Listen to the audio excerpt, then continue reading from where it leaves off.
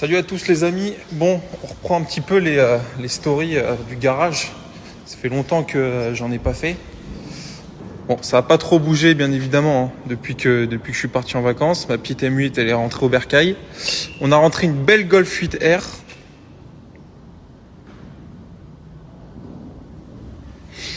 Pack perf.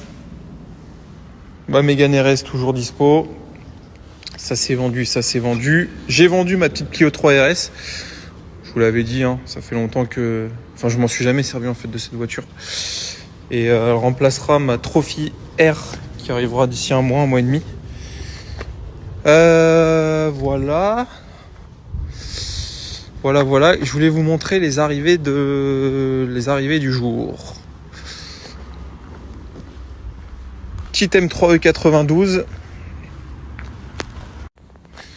Il s'agit d'une M3 E92 qui vient du Japon. Voilà, hein, toute la procédure d'homologation est faite. Elle est dans un état de fou. C'est une version pré-LCI, donc avec les feux LED derrière et le nouveau système e-drive. Comme d'habitude, hein, j'ai toujours pas les clés, donc quand je fais des stories, c'est pas du tout, c'est pas du tout pro, mais bon. Les belles jantes de la compétition. C'est pas une pack compétition, mais elle a les jantes. Voilà, quelques éléments en carbone. Elle est très belle, full suivi, coussinet fait, 120 000 km. En boîte DKG. Elle a les suspensions pilotées. Super bêta.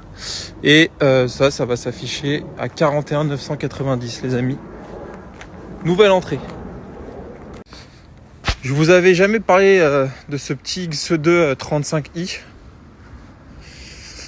On avait rentré avant les vacances et c'est vrai que je vous l'avais jamais présenté.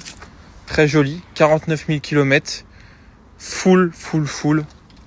Le toit ouvrant, l'intérieur avec les sièges baquets, le Harman Kardon, le beau volant, l'affichage tête haute. Très joli véhicule, 49 000 km, française, full suivi. Ça on va l'afficher 35 990, 36. Qu'est-ce qu'il y a d'autre? On avait rentré une 125i. Voilà, on a un peu de monde dessus, donc ça devrait plus trop tarder. Un petit Classe G cabriolet. Voilà, ça 99,9. C'est très rare, c'est très spécifique comme voiture. Et puis voilà, le boulot reprend gentiment. On en a profité pour faire un petit peu la paperasse. Tout ce qu'on n'a pas le temps de faire en temps normal. Voilà, et ce soir je vais me couper les cheveux parce que là ça va plus du tout. Voilà les amis. Salut à tous les amis, j'espère que vous allez bien. Enfin, faut que je vous raconte une anecdote. Cet été là, je pars en vacances dans le sud-est et je suis allé à Biarritz. Bah, vous savez, je vous avais dit pour ceux qui suivent, je m'étais arrêté à Montpellier pour changer mes pneus. S'est bien passé, etc. sur la M8. Et vas-y, sur la route de Montpellier à Biarritz, je me fais arrêter par les gendarmes en Cupra. Il y en a assez peu des Cupra, hein. C'est vrai que c'est assez rare. Et bref, je me fais arrêter sur la route. Bon, pas pour un excès de vitesse ni quoi que ce soit. Il faut savoir que j'étais avec ma famille, ma femme, ma fille, enfin voilà. Il s'agit pas de rouler comme un demeuré, tu vois. Je comprends pourquoi je me fais arrêter. Hein. Le combo M8, c'est une voiture quand même assez voyante, hein. Bleu mat comme ça. Et le W garage, regarde, lui il roule en plein milieu. Il n'y a rien, pourquoi le mec il roule en plein milieu? Les amis, ceux qui me suivent, je vais vous donner un petit cours de conduite rapidement. On se doit de rouler à droite sur l'autoroute. Même si on est à 300, si on double pas, on roule à droite. Voilà, comme moi, tu vois. 130, régulateur, je roule à droite. Même si je vais doubler le camion là.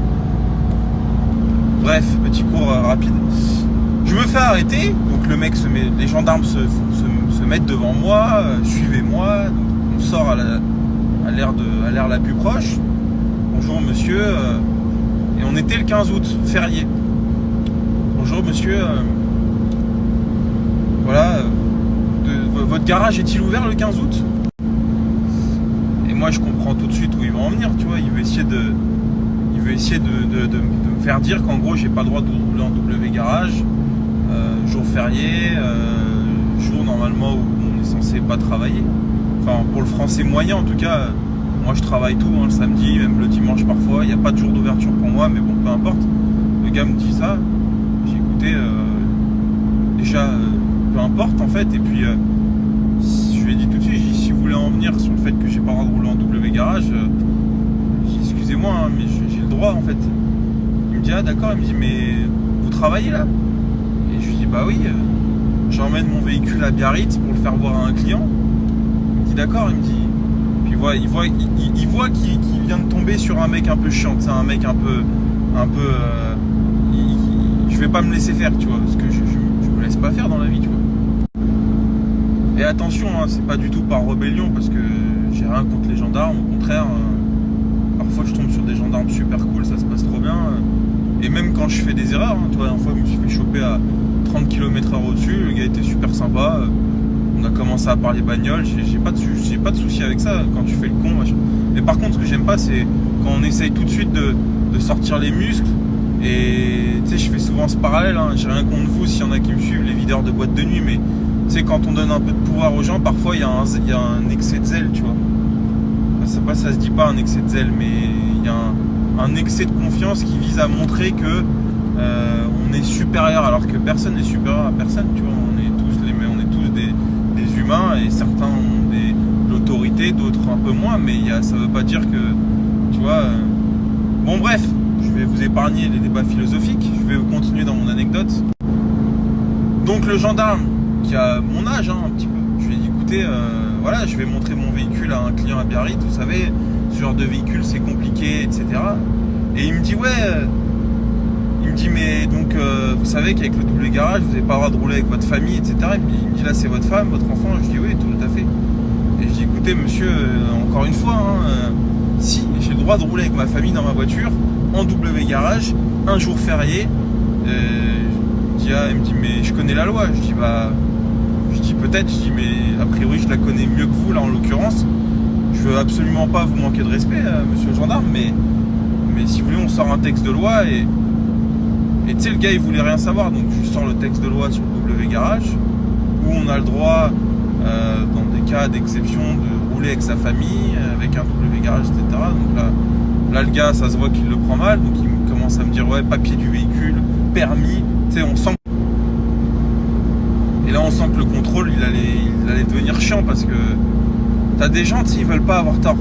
Ça m'arrive tous les jours d'avoir tort, putain on n'est pas censé tout savoir. Même si, il faut le dire, je trouve ça faux quand t'es garant de la loi de mal connaître la loi, surtout sur un sujet qui te concerne. Je te demande pas de connaître la loi sur, j'en sais rien moi, des trucs hyper techniques. T'es gendarme, tu roules en Cupra, t'es censé connaître le droit routier, enfin le droit inhérent à tout ce qui touche la route, un peu quand même par cœur, tu vois. Et quand tu le connais mal et que tu te fais reprendre par un gamin de 30 ans dont c'est pas son métier de connaître la loi, je trouve ça un peu limite. Mais on a le droit de se tromper dans la vie, tu vois. Bon, au final, je vous la fais courte, hein. Le soufflet retombe, le gars il se détend un peu et il me dit bon ok machin, mais la prochaine fois, tu sais, il veut quand même pas dire qu'il a tort, il dit la prochaine fois faites pas ça, tu sais. Moralité dans l'histoire, les amis, s'il y a des gendarmes qui me suivent, bon j'ai pas de leçon à donner, mais quand même essayer de connaître un peu la loi parce que tu peux pas défendre, te porter garant de la loi sans la connaître, je trouve ça fou quand même. Bon c'est un détail hein, mais à chaque fois quand je tombe sur des gendarmes, des forces de l'ordre, les gens connaissent pas. Et pourtant on parle pas d'un truc très technique quoi. Donc, et c'est aussi pour ça les amis, je vous le dis, que c'est assez simple. Alors c'est pas systématique, c'est pas automatique, mais moi vous le savez, je dois avoir 5 points sur le permis. J'ai un avocat avec qui je travaille, Nathan, souvent je le tag en story. Et c'est assez simple de faire sauter des amendes, des contraventions, etc. Non pas parce que vous savez, le droit routier c'est assez particulier en fait dans le droit en général, c'est que, sauf erreur de ma part, quand tu contestes une amende, etc., tu relèves un point, c'est souvent le vice de procédure.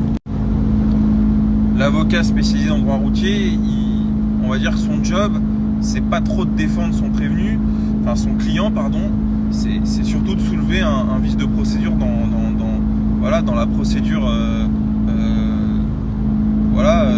du client en question. Parce qu'on peut pas dire ouais, mon client il était bourré, il s'est fait choper bourré, bon bah il s'est fait larguer par sa bonne femme, ça marche pas devant le juge. Non, par contre ce qui marche devant le juge c'est bah voilà, je sais pas, l'éthylotest il n'a pas été révisé tous les ans comme prévenu, les heures elles sont pas bonnes, enfin tu sais des trucs cons, mais voilà, la procédure elle doit être rythmée par plein de choses, heureusement d'ailleurs, sinon ça serait l'anarchie, tu vois, le gendarme il ferait ce qu'il veut. Et ça, souvent le gendarme, comme il connaît mal la loi, et ben souvent c'est assez simple de faire sauter des procédures comme ça. C'est simple, attention, hein, c'est un métier, etc. de savoir faire ça, mais ça arrive fréquemment, tu vois. Et voilà quoi. Bon bref, les amis, je pense qu'on aura le temps de tourner la vidéo YouTube aujourd'hui. Donc grosse journée.